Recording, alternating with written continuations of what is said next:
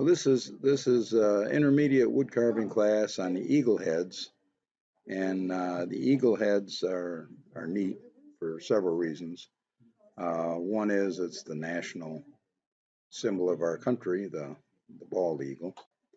Uh, the second is it incorporates quite a few of the features of wood carving. It'll be laying out the blank and then doing the rough carving, and then we'll come back and we'll do some of the finish carving. We'll get things pretty much down to size, and then we'll do some wood burning on it, and eventually we'll get to painting it. So where we want to start is, well, basically we start 2 steps before the one that you're going to get. The first step is they order the wood, which is usually a kiln dried basswood. Basswood is the type of wood we're going to be using mainly for carving this head. You can do other woods, but the basswood is basically easiest to carve and it holds the detail pretty good. And it's fairly light. It's pretty nice. So they pick out basswood, and then you have to try and get it so that you want the grain to be running with the length of the handle. And what that does is that gives you more strength out here in your smaller part and more strength up here by the beak. If you ran it this way, it would break off real easy across here or across here.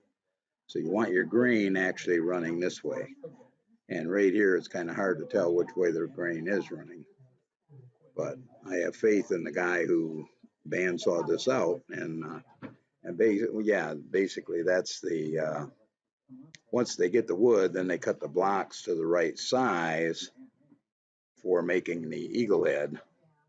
And then once they got the block cut to the right size, then and it's a fairly intricate process of cutting off the different pieces with the bandsaw and still being able to, basically you've got a shape going this way, you got a shape here that you're cutting, but then you have to flip it over on the bandsaw and you have a shape going this way. And you want to be able to cut both shapes. Well, it's a lot easier to cut a shape if you're on a square piece of wood and you're laying it flat on the table. So as we cut on the bandsaw, as they cut, say, this part off, they might come to here and then leave a little 1/8 inch gap to hold the wood on.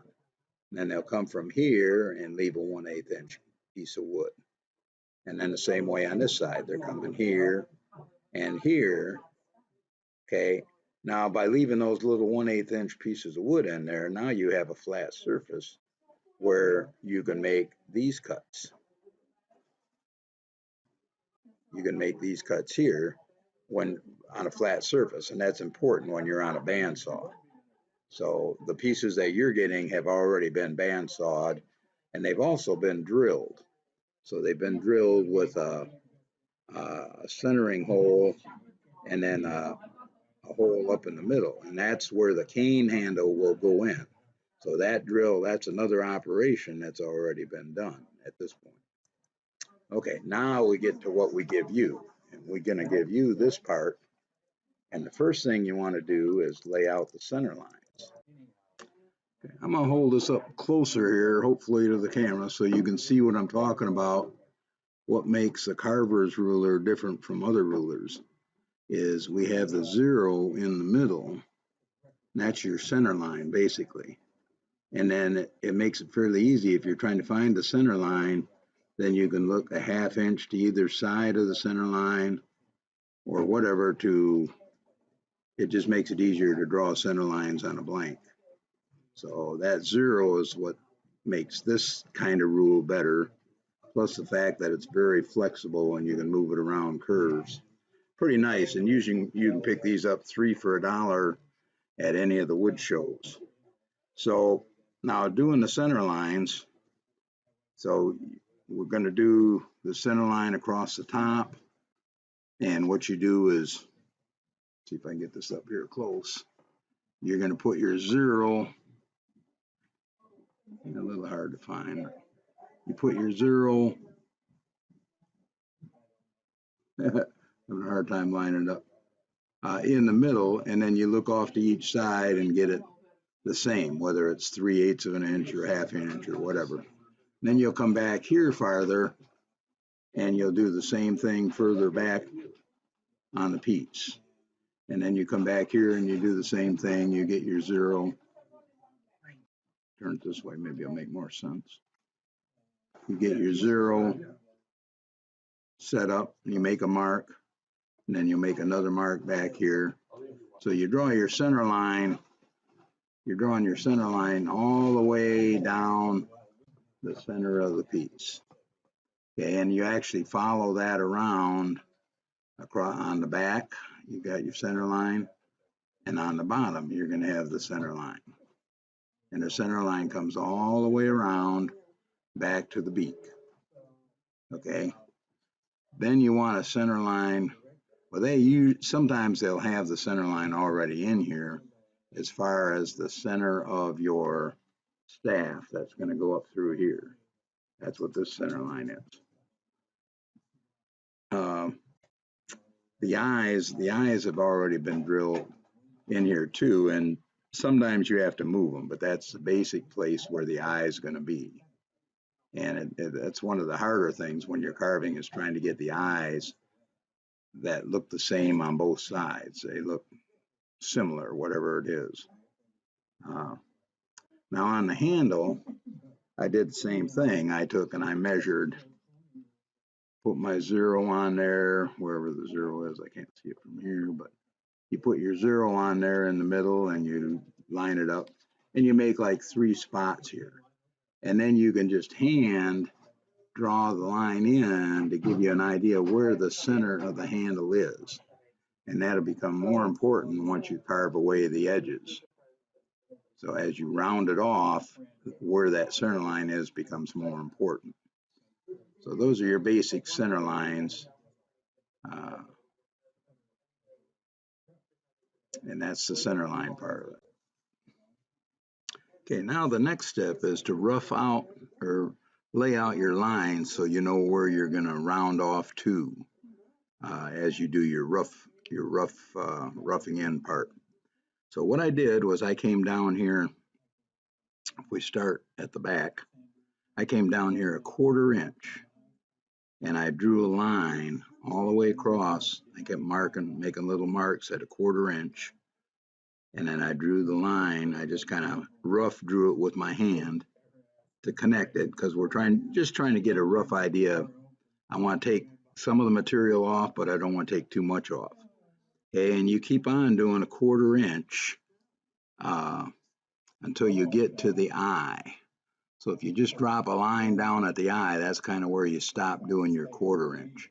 And then up here, you can go a little ways farther, just doing 1/8 of an inch, just enough to round that beak off. We want to save the beak till last, because that's the weakest part of the carving, and we don't have a lot of wood to do what all we got to do with it. So just take 1/8 of an inch off up to about this point. Where you get to this line, then just leave it alone out here, and we'll work on that later. Now down on the, well, as you're looking from the top, basically what I did was I did 1/4 inch lines again. I just made my 1/4 inch mark from this edge in 1/4 inch, from this edge in 1/4 inch, from this edge in 1/4 inch. And then I connected my dots basically and brought this up here 1/4 inch again up to where the line would be for the eye. If you dropped a line straight down through the eye, that's about where you want to leave off with your 1/4 inch mark.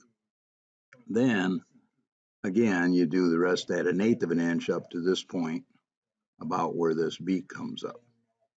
So every one of these is different, and eventually you'll get where you got a feeling for the way you want to do yours.